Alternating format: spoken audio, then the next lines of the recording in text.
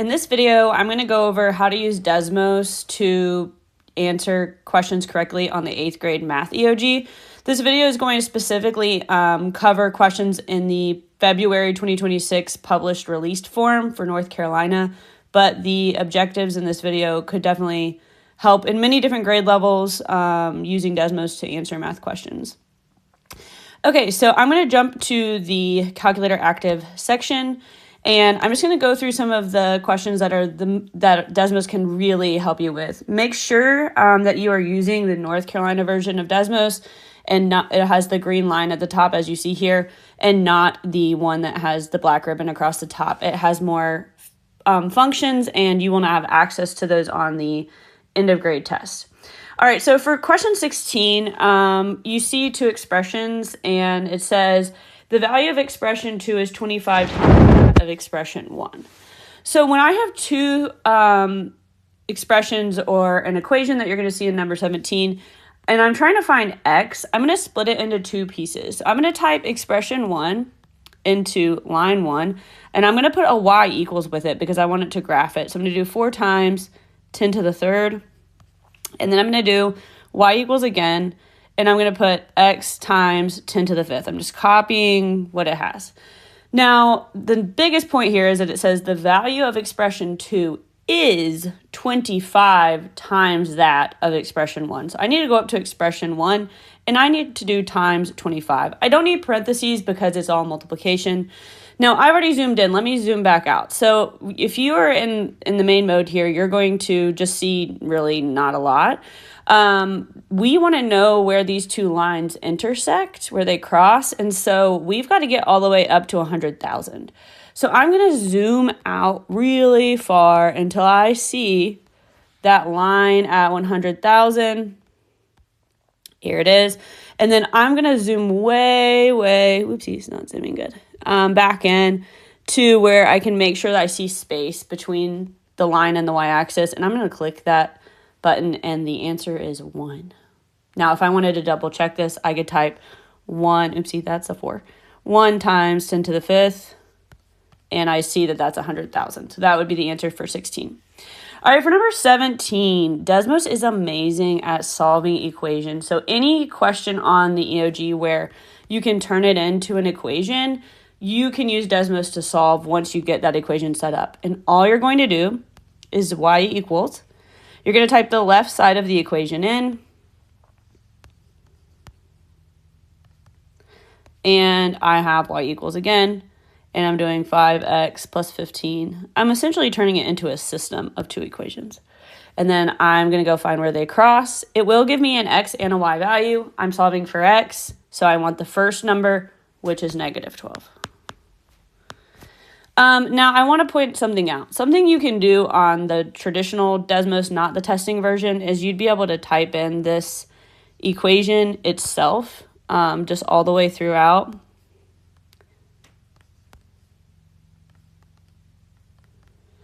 And, oopsie, that's a y. And it would normally graph it for you, and you could find the answer. But you see here that you have a caution sign. You can't use that in the testing version. Okay, let's keep going. Number 18, we have a table. It's talking about the total cost to purchase concert tickets and that there's an initial processing fee. It says the processing fee is a constant amount and it doesn't depend on the number of tickets ordered. And then it gives us a table. And in that, it says, what is the processing fee? Now, you do have to know something to answer this question. You have to know that the processing fee is the starting amount because it doesn't matter about the tickets. That would be the b value in y equals mx plus b, the equation of a line. Anything that involves the equation of a line, we can use regression. And all you have to do is hit the plus sign, table button, type in those values.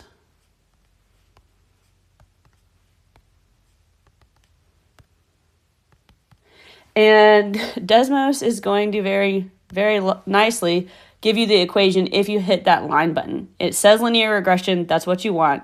And it gives you the equation of the line, 27x plus 10. So in this situation, the slope would be 27. We don't want the slope though, we want the starting amount, which is b, so the answer would just be 10. All right. Number 19, we have two parallel lines, and we see that they're cut by a transversal. Now, again, you have to know something. You have to know that these are alternate exterior angles and that they are congruent. The other way you can know this is that this is a corresponding angle, and then those are vertical angles, so they're congruent. You have to know that congruent means set them equal to each other. And so I would generate, my pen does not like me, this equation. And just like in the one before that was an equation, if you can set up an equation, you can solve it in Desmos. So I'm going to do y equals the left side. I'm splitting it into two. Y equals the right side. And then I'm just going to click where they cross and use the x value. And so the answer would be 67. Now, again, you can also just use Desmos the old-fashioned way to check your answer. You could do 2 parentheses 67. I'm plugging in 67 for x plus 8, and I get that that angle is 142. And then I could do 4 times 67, and I could do minus 126, and I can see that they're the same, and therefore my answer is correct. Okay, let's do some more. All right, we have a table represents a linear function with a slope greater. Okay, so it says which table, sorry, I'm not reading. Which table represents a linear function with a slope greater than the slope of the line given there? So we are given this equation, and you have to know that the slope of that equation is 6. That's the m value, so you have to know that part. But then you're just looking for a table that has a higher slope than that one. So we can use our table button.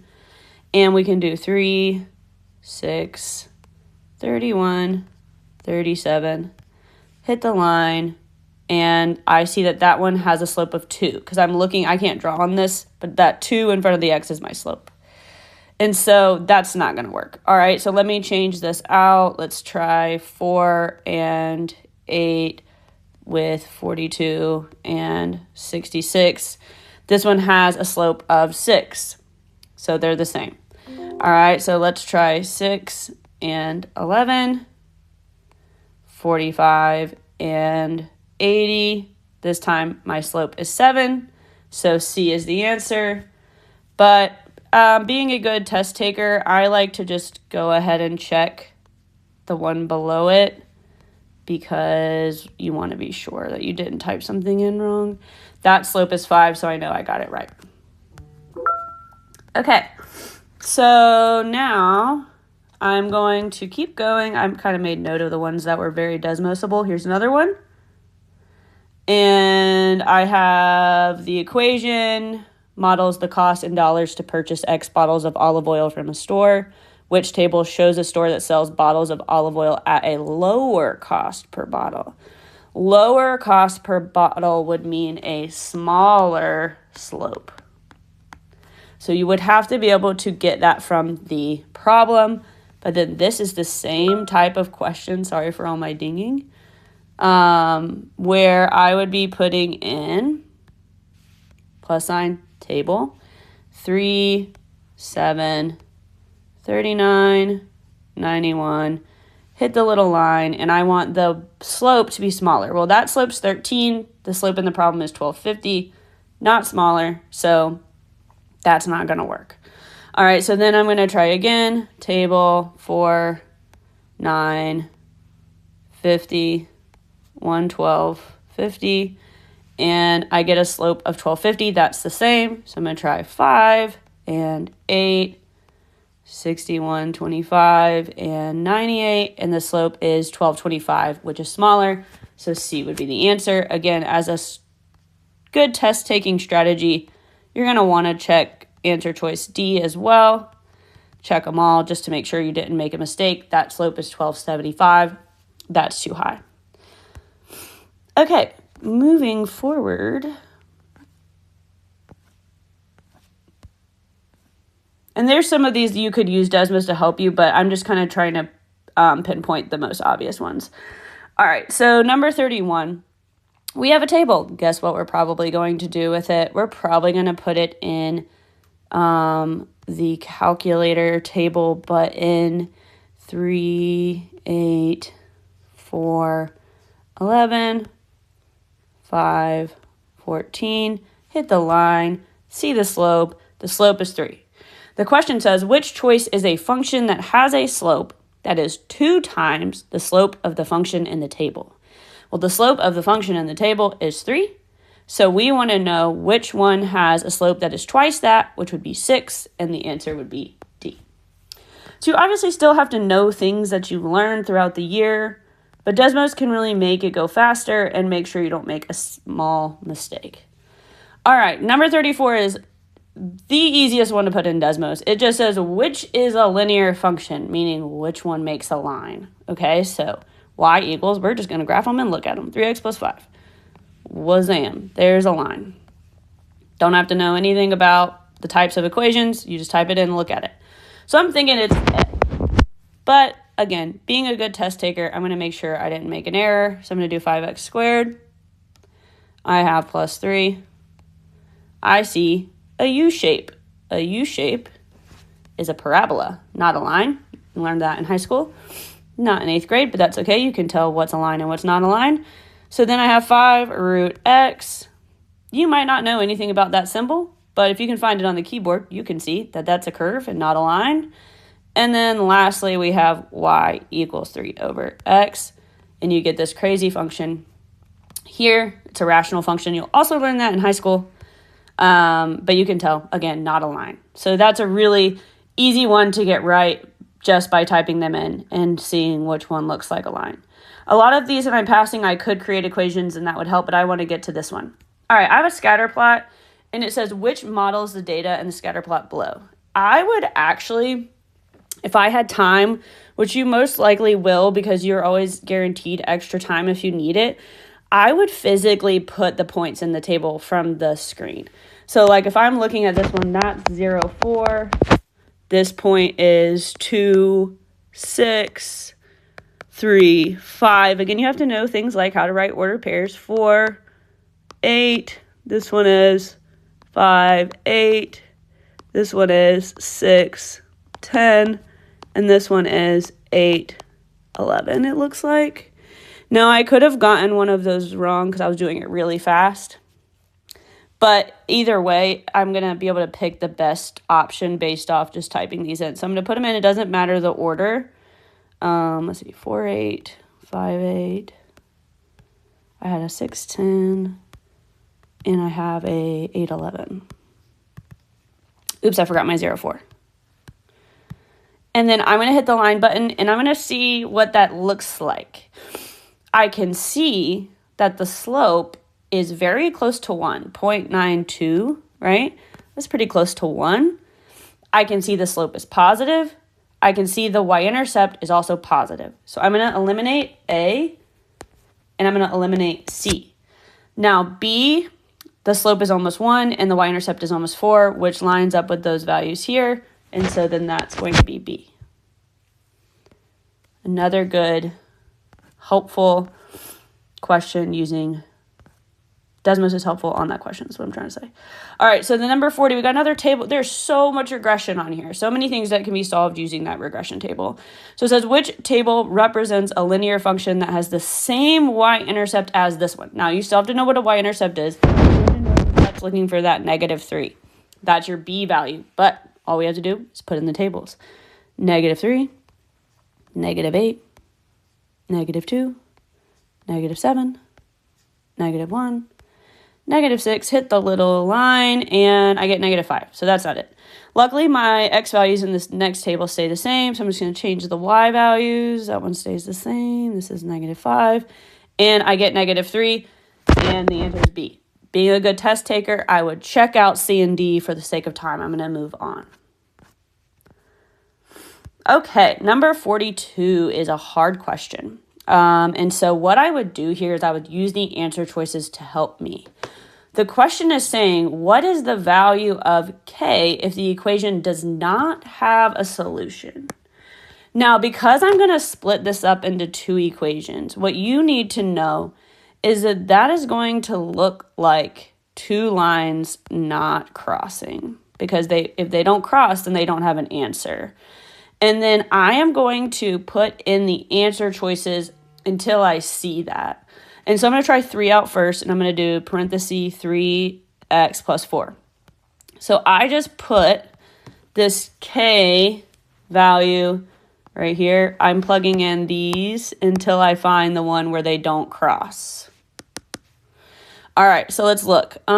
These cross. There I can see them intersecting right there. You might have to do some like zooming and things like that.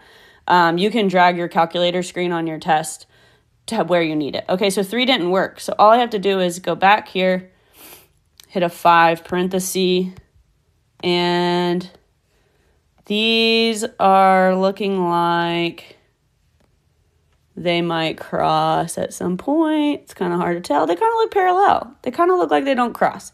So because this is a little bit difficult to tell, I'm going to just check the other two. So I'm going to go here, change this to a 6 parenthesis, and they definitely are crossing. Like I can find,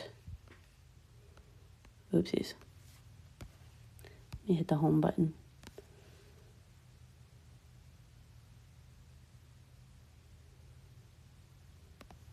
These are steep, but I can see if I can find the dot. There it is. I can find the dot where they cross. And that was a little bit hard because they're so steep. All right, so then I'm going to try to find 15. And let me hit the home button. And I definitely can see that those cross. So going back to my answer choice 5. I can never find a spot where they crossed, and that would mean they don't have a solution. Now to check this answer, I'm going to do this. 3x drops down. 6 times 2x is 12x. 6 times 5 is 30, but that actually doesn't matter. If I put 5 in here because I want to check it, 5 times the 3x is 15x. 5 times 4 is 20. These two combine to make 15x. If the slope is the same, they never cross, meaning they're parallel. So again, difficult question, but Desmos can help. All right, last one. Which function has the same rate of change as the line that passes through these points? This one is super handy with Desmos because it is a little bit tricky. I'm going to put those 2 points in the table. 3 goes with 1, 8 goes with 7. I'm going to hit the line button. The question is saying which of these functions has the same rate of change, meaning the same slope. If you see here in my equation, I have 1.2. But when I look at my answer choices, they're in fractions. So I'm going to type into my calculator 1.2. This very handy fraction key pops up. If you tap it, it changes it to 6/5. Voila, the answer is C. There are other questions on this test that would definitely be useful to use Desmos on. Feel free to put a question in the comments if there's a specific question you want me to talk about. I also think I'm going to make a video on the no calculator questions as well. And I hope you have a great day.